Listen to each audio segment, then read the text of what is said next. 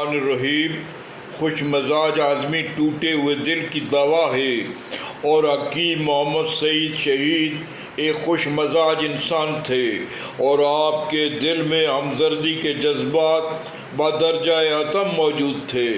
ہمدردی ایک ایسی طلائی کلید ہے جو دوسروں کے دلوں میں چاہت کے باب کھول دیتی ہے۔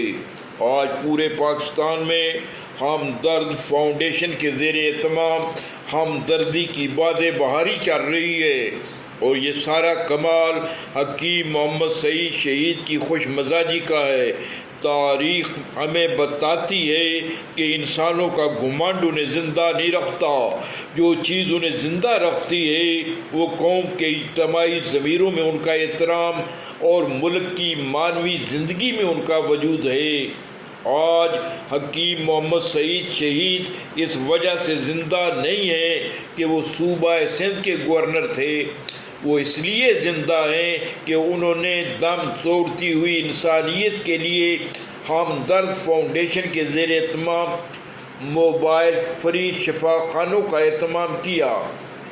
آج بھی لاہور کے مضافات میں آپ کی جلائی ہوئی شمع فروزاں ہیں۔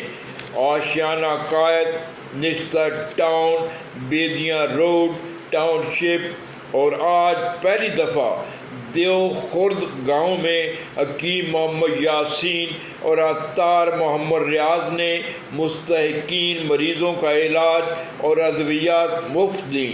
محمد رفیق اور دیو خرد جامع مسجد کے خطیب ڈاکٹر قاری شوکت نقشبندی نے ہمدرد فاؤنڈیشن کی انتظامیہ کا شکریہ ادا کیا اور حکیم محمد سعید شہید کی روح کو ایصال ثواب کے لیے فاتحہ خوانی کی۔